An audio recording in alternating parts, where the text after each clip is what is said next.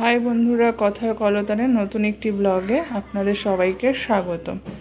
আজকে তোমাদের করে দেখাবো খাজা কাঁঠালের পকোড়া।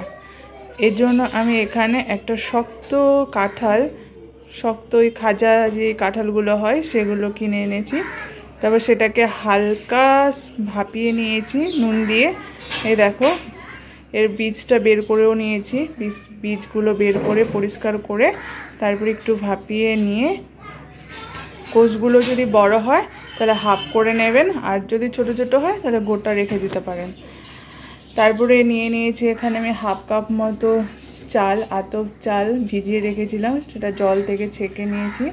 এখানে ছোলার ডাল, হাফ কাপ ছোলার ডাল, এটাকেও ভিজিয়ে রেখেছিলাম, তারপরে জল থেকে ছেঁকে রেখে দিয়েছি। এখানে আছে রসুন, এই 6 কোষ রসুন, 3টে লঙ্কা আর অল্প পরিমাণ আদা। এবার আমি চাল, ছোলা আর আদা, লঙ্কা, রসুন একসঙ্গে পেস্ট করে নেব। পেস্ট করে একটা ব্যাটার তৈরি করে নেব। এই দেখো, আমি ডাল, চাল, রসুন, আদা, লঙ্কা সব কিছু একসঙ্গে পেস্ট করে নিয়েছি। এবার এখানে আমি সামান্য পরিমাণ দিয়ে নেব নুন, দিয়ে নেব হচ্ছে ধনেপাতা কুচি,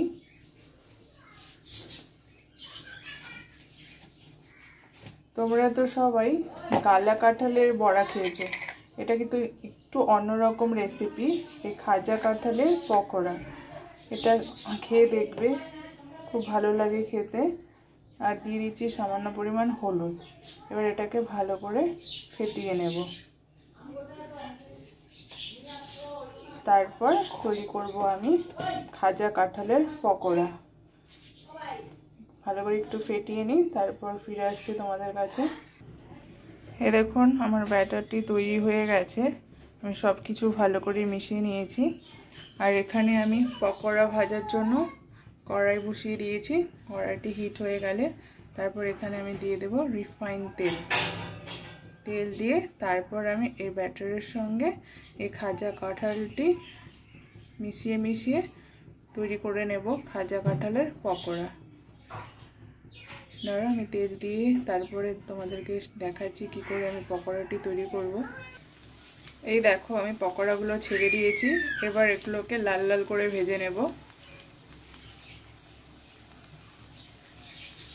আমাদের এই ভিডিওটি যদি তোমাদের ভালো লেগে থাকে তাহলে লাইক, শেয়ার, কমেন্ট করে আমাদের পাশে থাকবে।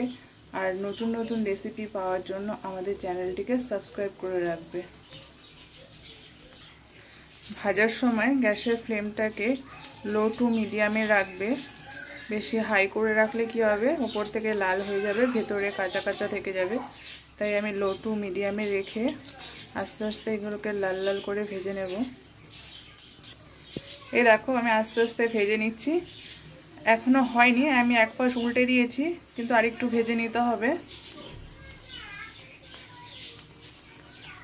তোমাদের আরেকটা কথা বলে দিচ্ছি, আমি এই ব্যাটারটি বেশি পাতলা করবে না, তাহলে এটা দিতে অসুবিধা হবে। একটু গাঢ় গাঢ় রেখে রাখবে, তাহলে দিতে সুবিধা হয়। সুন্দর মানে কাঁঠালের শেপের মতোই হয়ে থাকে।